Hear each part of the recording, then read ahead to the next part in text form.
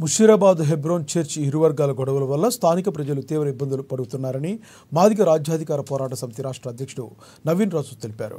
తక్షణమే ప్రభుత్వం చొరవ తీసుకుని గొడవలకు తావు లేకుండా చేయాలని డిమాండ్ చేశారు. చర్చి గొడవల వల్ల ప్రతిరోజు 200 మంది పోలీసులు పహారా కాస్తున్నారని, దీంతో స్థానికులకు తీవ్రంగా ఇబ్బందులు పడుతున్నారని అన్నారు. హెబ్రోన్ చర్చిలో పలికి ఎస్సీ ఎస్టీలను స్థానికులు రాణిస్తలేరని, వీరచేర అనే వ్యక్తి కొంతమందికి కొమ్ము కాస్తున్నారని తెలిపారు. వీరచేరి తన వైఖరి మార్చుకొని స్థానిక భక్తులను, పాస్టర్లను చర్చి లోపలికి అనుమతించాలని డిమాండ్ చేశారు. హెబ్రోన్ చర్చికి చాలా మంచి పేరుంది.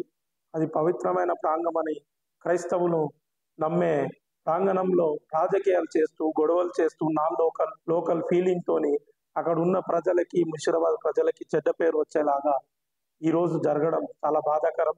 ఎందుకంటే క్రైస్తవులు అంటేనే పవిత్రమైన పేరు క్రైస్తవులకు ఉన్నది కాబట్టి అక్కడ ఉన్న భక్తులు కూడా చాలా మంది కన్నీళ్లతోని మా దగ్గరకు వచ్చి చెప్పడం జరుగుతుంది. అయ్యా, మీరు లోకల్లో ఎంతో మందికి మేలు చేస్తుంటారు, ఒకసారి మీరందరూ కూడా స్పందించండి. హిందూ కానీ, ముస్లిం కానీ ఎవరైనా స్పందించండి, హెబ్రోన్ చర్చ్ కోసం మాట్లాడండి, మేము ప్రార్థనలు చేసుకోలేకపోతున్నామని అక్కడ ఉన్న అమ్మలు, అక్కలు, అన్నదమ్ములు చెప్తుంటే మేము స్పందించి మాట్లాడడం జరుగుతుంది.